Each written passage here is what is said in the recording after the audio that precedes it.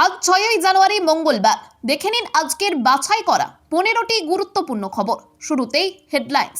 বাবরি মসজিদের কাজ একটি পেশাদারী কনস্ট্রাকশনকে দেওয়া হয়েছে। কবে থেকে কাজ শুরু হবে জানিয়ে দিলেন হুমায়ুন কবির। মমতা দিদিকে শুভেচ্ছা। জন্মদিনে মুখ্যমন্ত্রীর দীর্ঘায়ু কামনায় বার্তা দিলেন মোদি। মুড়িগঙ্গার ওপরের গঙ্গাসাগর সেতুর শিলান্যাস করলেন মমতা। শুভেন্দু বললেন ভোটের আগে ধাপ্পা। শুভেন্দুর নামে জয়ধ্বনি দিল কাঁথির টিএমসি নেতার দাবি এটা এআই ভিডিও। স্ত্রীদের বাড়িতে আটকে রাখতে হবে শুনেই ক্ষোভ প্রকাশ করলেন মমতা। বিজেপি ছেড়ে তৃণমূলে যোগদান। ভোটের আগে মেদিনীপুরের বিজেপি আইটি সেলে ভাঙন। আপনি বিজেপির দালাল। ব্রিগেডে আসতেই হুমায়ুনকে দেখে চিৎকার করলেন টিএমসি কর্মীরা। বাংলা পলিটিক্সের সমস্ত খবর প্রতিদিন সকালে দেখতে সাবস্ক্রাইব করুন আমাদের বি পলিটিক্স চ্যানেলটি। এবার আসছি বিস্তারিত সংবাদে। বাবরি মসজিদের কাজ একটি পেশাদারী কনস্ট্রাকশনকে দেওয়া হয়েছে। কবে থেকে কাজ শুরু হবে জানিয়ে দিলেন হুমায়ুন কবির। বাবরি মসজিদের কাজ আমি একটা পেশাদারি কনস্ট্রাকশনকে দিয়ে দিচ্ছি। তারা ব্যাঙ্গালোরের কোম্পানি, অলরেডি তারা কলকাতায় চলে এসছে। আমি রাত্রি 8টার সময় তাদের সঙ্গে বসবো। তারা কালকে সরাসরি আমার স্পটে যাবে। আমি কালকে মেদিনীপুর যাব। পরশুদিন ওনারা থাকবে। আমার যারা ট্রাস্টের লোকজন আছে তারা 8 বিঘা জায়গা মেজারমেন্ট করা হয়ে গেছে। কাল থেকে 15 জন আমিন তারা চেন ফেলে মেজারমেন্ট করছে। টোটাল 30 বিঘি জায়গা রেডি। তার মধ্যে ফ্রন্টে এনএইচের থেকে 80 ফুট ছেড়ে যে মেন স্ট্রাকচার হবে, ইঞ্জিনিয়াররা যাবে, সয়েল টেস্ট করবে। ফেব্রুয়ারির 15 তারিখের আগে আনুষ্ঠানিকভাবে এখানে কদিন আগে 7ই ডিসেম্বর গীতা পাঠ হয়েছে, আপনারা জানেন, এই মাঠে। তো আমি বলেছি ওই বাবরি মসজিদের যেখানে শুরু হবে কনস্ট্রাকশন, ওখানে 1 লক্ষ কোরআনের হাফেজ, মুফতি, মাওলানা, কারি তাদের নিয়ে কোরআন পাঠ হবে। তারপরের দিন থেকে আনুষ্ঠানিকভাবে বাবরি মসজিদের কাজ শুরু হবে। 15 ফেব্রুয়ারির মধ্যে বলছেন? 15 ফেব্রুয়ারির আগে, 15 ফেব্রুয়ারির পরে না। সেটা 10 তারিখ হতে পারে, 11 তারিখ হতে পারে, 15 ক্ষেত্রে একটা অনুমতি। মুখ্যমন্ত্রী মমতা বন্দ্যোপাধ্যায়ের জন্মদিনে তাকে শুভেচ্ছা জানালেন প্রধানমন্ত্রী নরেন্দ্র মোদী। প্রতি বছরই মমতা বন্দ্যোপাধ্যায়কে তার জন্মদিনে শুভেচ্ছা পাঠিয়ে থাকেন প্রধানমন্ত্রী। এবারেও তার অন্যথা হলো না। দিল্লি থেকে সেই শুভেচ্ছা বার্তা এলো। প্রধানমন্ত্রী এক্স হ্যান্ডেলে মমতার দীর্ঘায়ু ও সুস্থতা প্রার্থনা করেছেন। মোদী লিখেছেন, পশ্চিমবঙ্গের মুখ্যমন্ত্রী মমতা দিদিকে জন্মদিনের শুভেচ্ছা। আমি তার সুস্বাস্থ্য এবং দীর্ঘ জীবন কামনা করি। তবে এই নিয়ে এখনো মুখ্যমন্ত্রী কোনো প্রতিক্রিয়া জানাননি। খাতায় কলমে মুখ্যমন্ত্রী মমতা বন্দ্যোপাধ্যায়ের 1955 সালের 5ই জানুয়ারি জন্মদিন। সেই হিসেবে 2026 সালের এই বছর তিনি 71 বছরে পা রাখলেন। মুড়িগঙ্গার ওপরে গঙ্গাসাগর সেতুর শিলান্যাস করলেন মমতা। শুভেন্দু বললেন ভোটের আগে ধাপ্পা।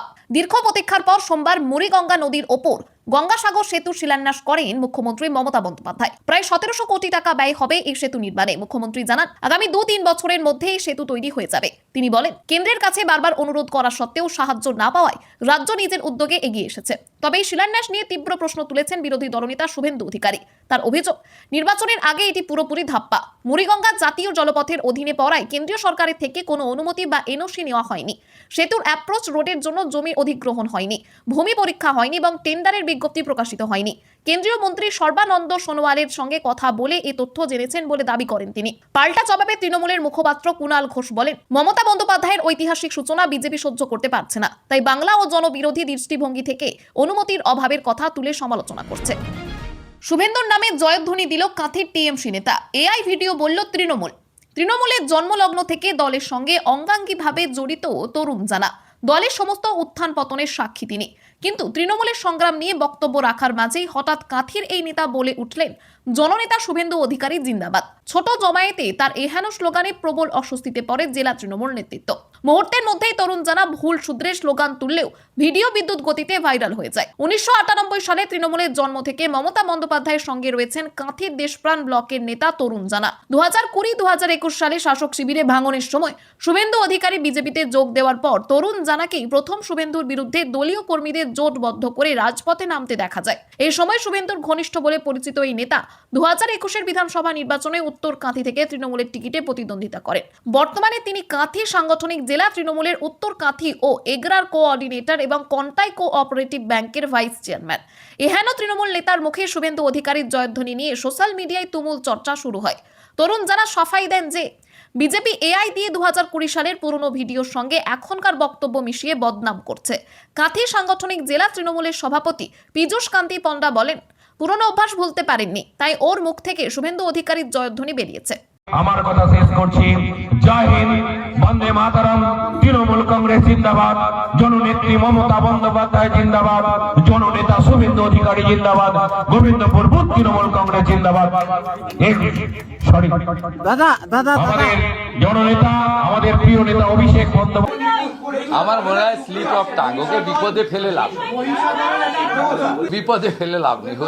এদের সবসময় তো আমার কথাই ভাবে।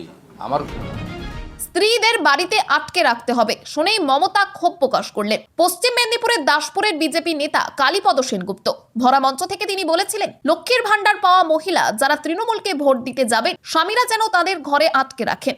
সোমবার কালীপদর সেই মন্তব্য নিয়ে মুখ খোলেন ক্ষুব্ধ মুখ্যমন্ত্রী। বলেন, এটা তো ক্রিমিনাল অফেন্স। মুখ্যমন্ত্রী বলেন, দিল্লির কোনো এক নেতাদের নেতা বলেছেন লক্ষ্মীদের বাড়ি থেকে বেরোতে দেবেন না ভোটের দিন।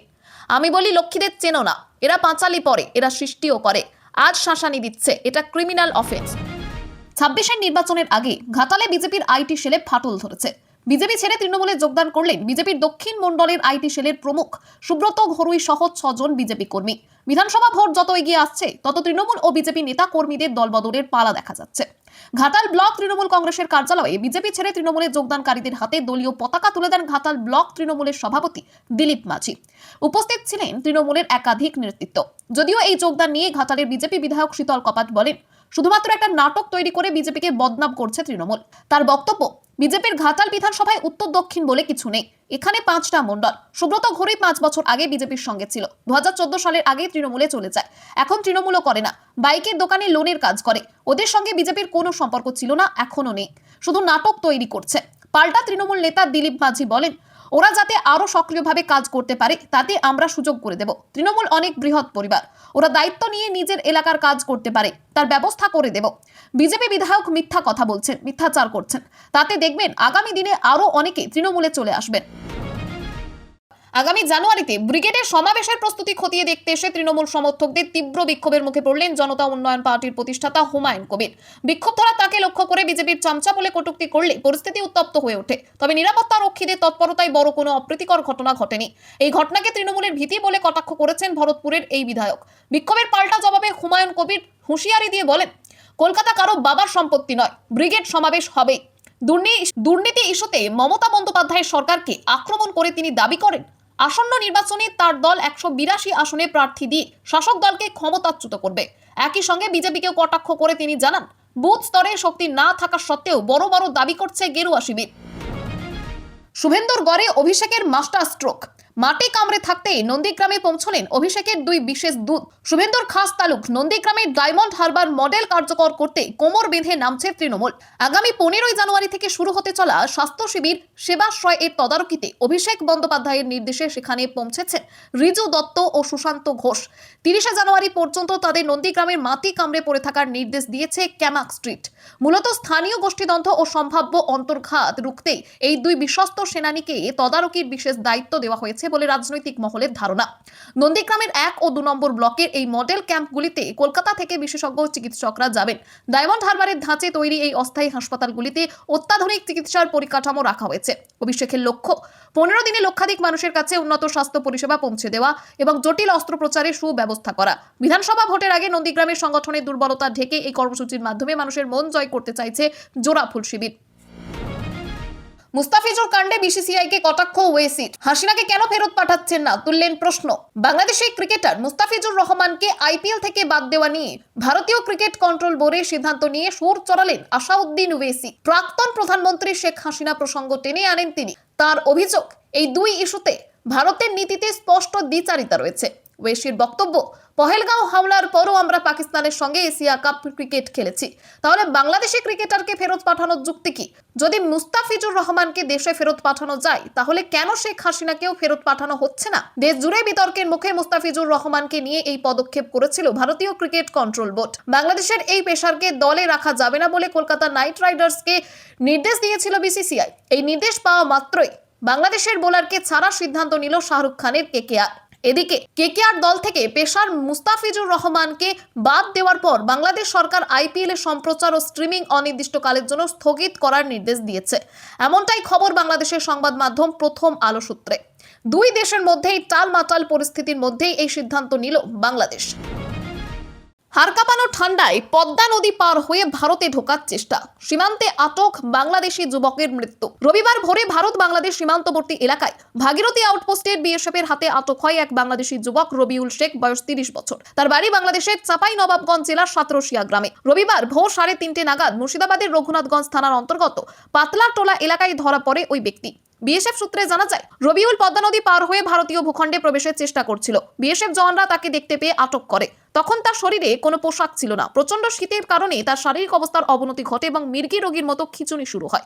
ওই অবস্থায় বিএসএফ এর পক্ষ থেকে তাকে গরম কাপড় পরানো হয়। এরপর তাকে বৈরাঘাট বিওপি ক্যাম্পে নিয়ে আসা হয়। সেখান থেকে জঙ্গিপুর মহকুমা হাসপাতালে নিয়ে যাওয়ার পথে ফের অসুস্থ হয়ে পড়েন ওই যুবক। জঙ্গিপুর মহকুমা হাসপাতালের চিকিৎসকরা তাকে মৃত বলে ঘোষণা করেন। খবর পেয়ে তৎপর হয় রঘুনাথগঞ্জ থানার পুলিশ। দেহটি ময়নাতদন্তের জন্য রাখা হয়েছে।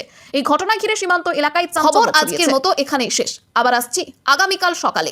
পরবর্তী খবরের জন্য সাবস্ক্রাইব করুন বি পলিটিক্স চ্যানেলটি।